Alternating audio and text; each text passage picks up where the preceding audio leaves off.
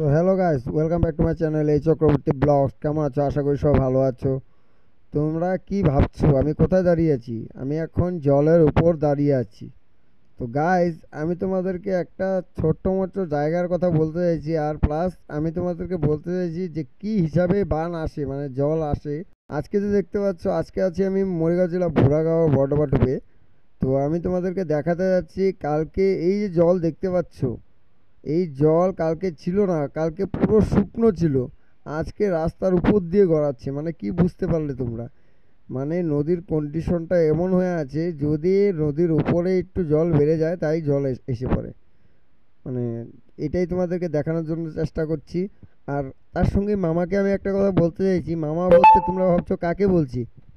মামা বলতে আসামের মুখ্যমন্ত্রী হেমন্ত বিশ্ব শর্মা, ওনাকে আমি বলতে চাইছি।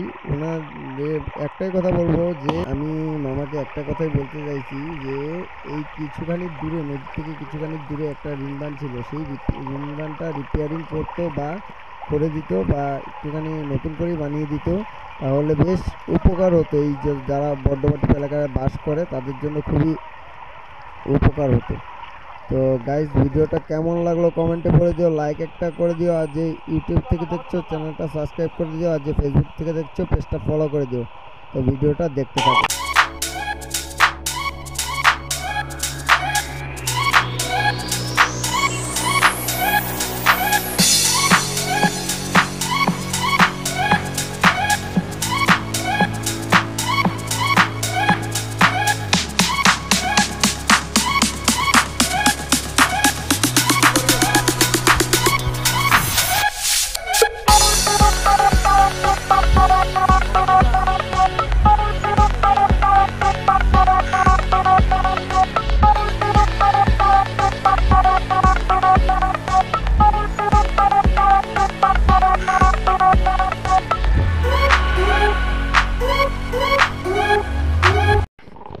গাইজ, আমি তোমাদেরকে জল না দেখে এখন কি দেখাচ্ছি তোমরা সেটাই ভাবছো।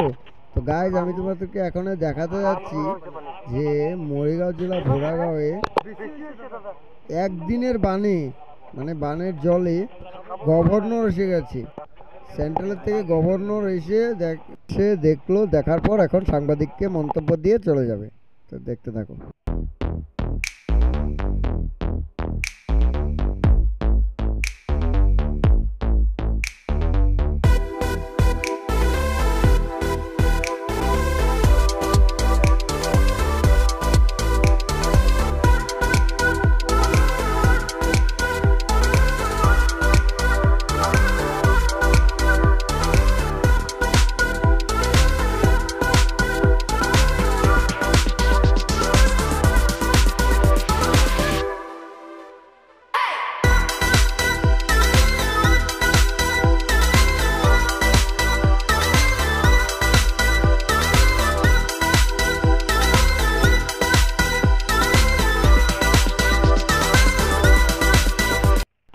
ভিডিওটা কেমন লাগলো কমেন্টে বলে দিও, লাইক একটা করে দিও। আর যেন চ্যানেলটা সাবস্ক্রাইব করেনি সাবস্ক্রাইব করে দিও। যে ফেসবুক থেকে দেখছো পেজটা ফলো করে দিও।